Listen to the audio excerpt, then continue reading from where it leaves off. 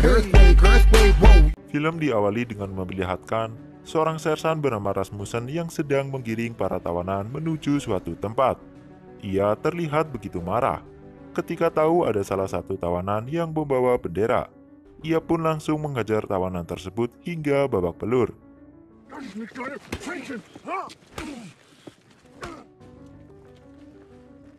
Setelah puas menghajar tawanan, ia menuju ke sebuah pantai yang dipenuhi ranjau. Ia pun mulai menandai tempat-tempat yang terdapat ranjau, dan film pun dimulai. Di kamp tawanan, terlihat seorang kapten bernama Abby Jensen sedang memberikan arahan kepada para tawanan, yang rata-rata masih sangat belia. Ia memberitahu bahwa para tawanan akan ditugaskan untuk membersihkan ranjau di pantai barat Denmark. Ia juga menegaskan bahwa tidak akan ada belas kasihan dan tidak akan peduli dengan kondisi para tawanan. Dari sini kita sudah mulai merasakan hawa-hawa kekejaman di camp tersebut. Tidak lama, ia memberikan pelatihan menjinakkan ranjau ke para tawanan. Sie sind tot. Ich kann Sie nicht verstehen. Setelah cukup mendapat pelatihan, para tawanan diminta untuk mempraktekannya dengan menggunakan ranjau sungguhan. Awalnya semua berjalan lancar, para tawanan berhasil mempraktekannya. Namun saat tawanan terakhir mencoba mempraktekannya, tiba-tiba tawanan tersebut tewas seketika akibat terkena ledakan ranjau.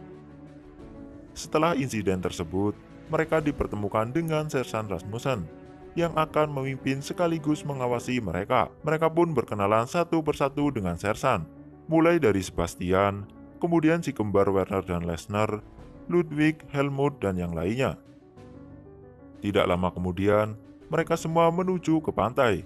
Di sana, mereka diberitahu tempat-tempat mana saja yang terdapat ranjau. Sersan Rasmussen juga mengatakan bahwa ada 45.000 ranjau di pantai tersebut, dan mereka harus membersihkan semuanya.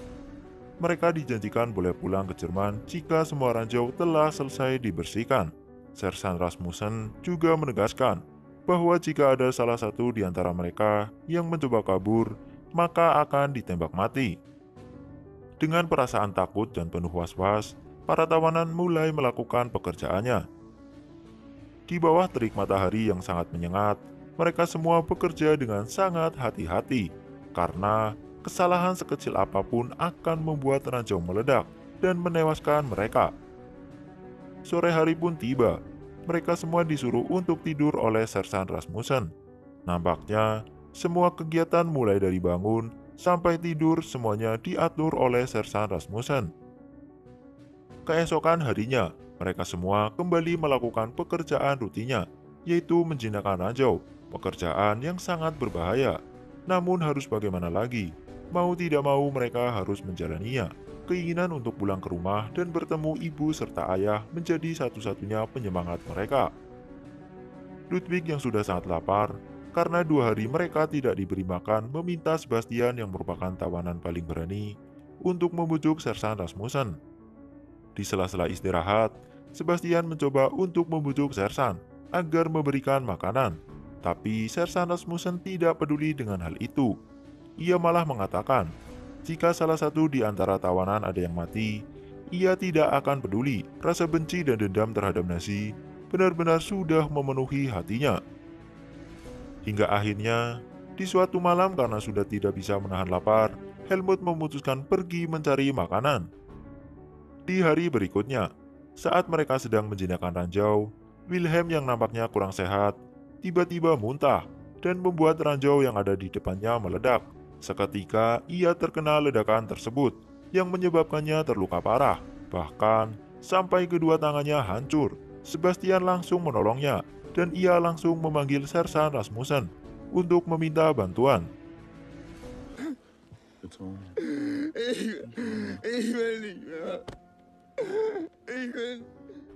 Singkatnya, Wilhelm pun dibawa menuju rumah sakit. Dan diketahui, ternyata penyebab Wilhelm muntah karena ia memakan makanan ternak yang dicuri oleh Helmut kemarin malam. Kejadian tersebut nampaknya mulai membuat Sersan Rasmussen iba. Di suatu pagi, ia pergi menuju markas untuk mengambil makanan dan akan diberikan kepada para tawanan.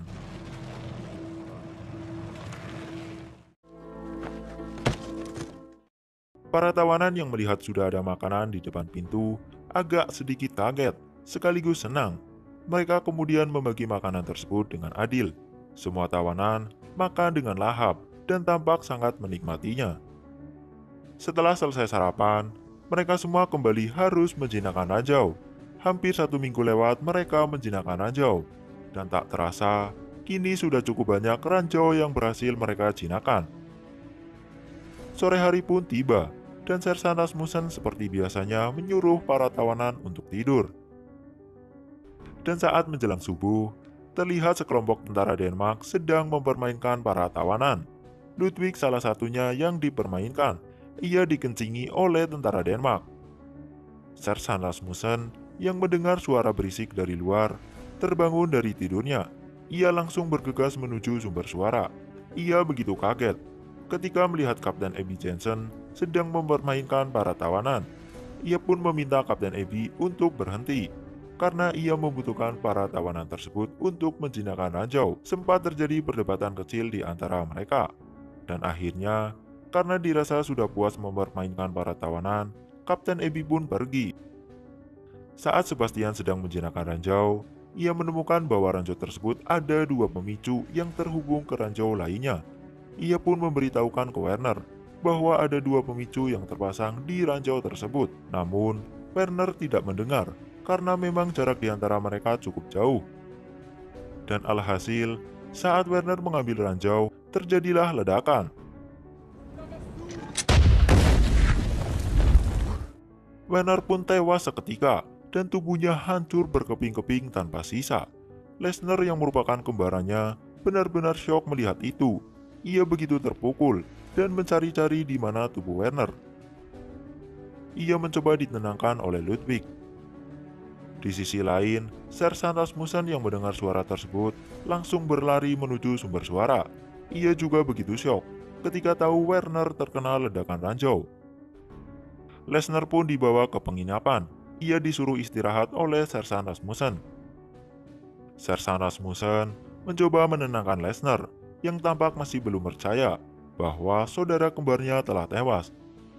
Sersan yang awalnya sangat keras dan kejam tidak dapat menahan air matanya. Ia mulai mengalami konflik batin. Di satu sisi, ia tahu bahwa para tawanan tersebut berasal dari Jerman yang telah menjajah tanah airnya. Namun, di sisi lain ia juga merasa kasihan karena tidak seharusnya para tawanan remaja tersebut menderita dan menjadi korban perang. Ia semakin galau ketika tahu bahwa Wilhelm yang dirawat di rumah sakit akibat terkena ledakan ranjau akhirnya mati. Ia pun mengobrol dengan Sebastian perihal si Wilhelm. Ia mengatakan bahwa si Wilhelm sudah tenang di sana dan akan pulang ke rumah lebih awal. Sebastian yang mendengar hal itu hanya terdiam. Tatapan matanya kosong, seakan menggambarkan keadaannya yang begitu tertekan dan tidak memiliki harapan. Setelah insiden kemarin, Sersan Rasmussen meliburkan para tawanan. Mereka diajak bermain bola dan bersenang-senang untuk melupakan insiden kemarin yang menyeramkan. Mereka semua pun bermain sepak bola dan tampak begitu senang.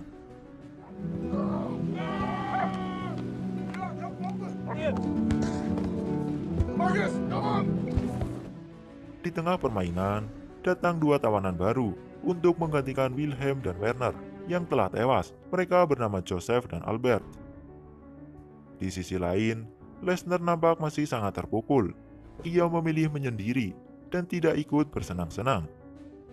Kita kembali lagi ke Sersan dan yang lainnya. Setelah hampir seharian bermain bola, mereka pun kembali ke penginapan. Namun saat sedang berjalan, anjing milik Sersan Rasmussen terkena ranjau dan mati seketika.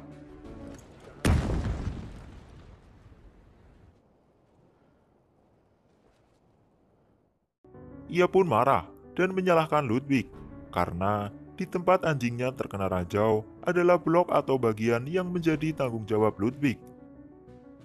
Ia menyuruh Ludwig untuk mengambil bola yang dilemparkannya dengan menggunakan mulut. Bukan hanya sekali, tapi sampai berkali-kali.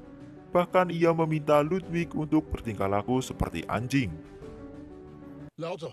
Wurf! Bellen! Wurf! Lauter! Benar-benar perlakuan yang tidak manusiawi. Ia juga memarahi tawanan lainnya, karena tempat yang mereka bilang sudah aman dan bersih dari ranjau, ternyata masih terdapat ranjau. Dan sebagai hukumannya, mereka diminta untuk memeriksa seluruh area pantai secara bersama-sama dan saling bergandengan. Namun, Helmut yang sudah sangat putus asa, menyuruh Sersan Rasmussen untuk menembaki ia dan yang lainnya, agar ia dan yang lainnya tidak menderita secara terus-menerus. Tentu hal itu membuat emosi Sersan Rasmussen meledak. Ia sangat marah dan meluapkan semua amarahnya kepada Helmut. Amüsiere ich dich? Lächelst du, Soldat? Warum lächelst du dann? Reiß dich zusammen!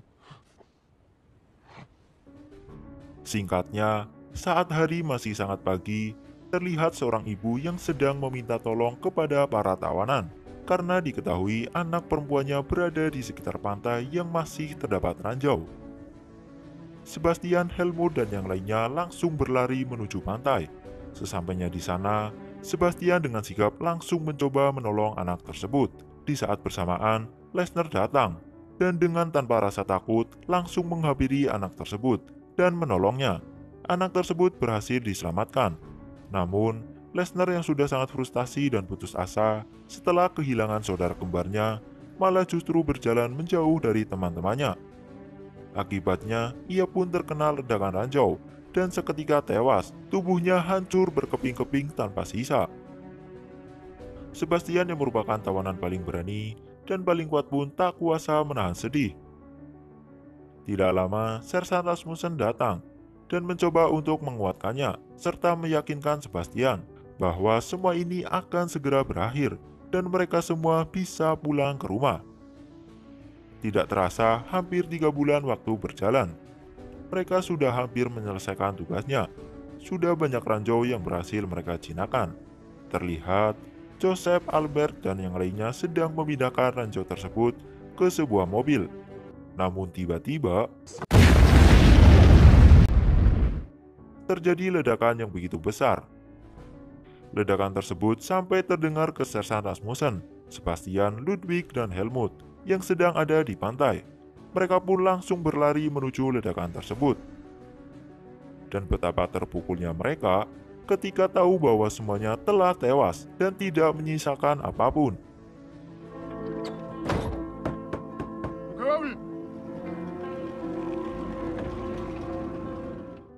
Setelah kejadian tersebut, Sersan Rasmussen memutuskan untuk menghentikan pembersihan ranjau karena tawanannya kini hanya tersisa 4 orang saja.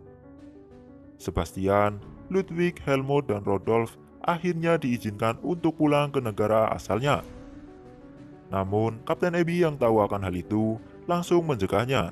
Ia mengatakan ke Sersan Rasmussen bahwa para tawanan tersebut tidak akan dipulangkan.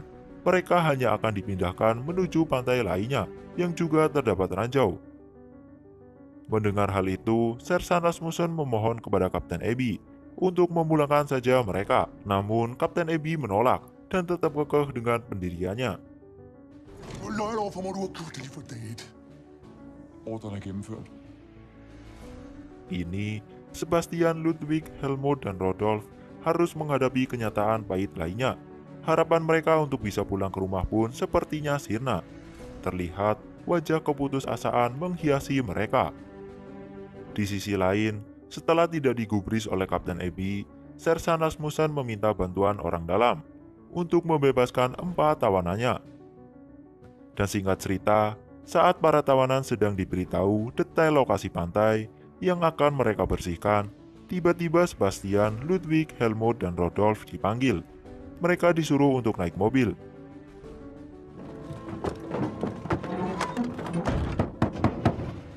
Mereka pun dibawa pergi, dan di tengah perjalanan, mereka diberhentikan oleh Sersan Rasmussen.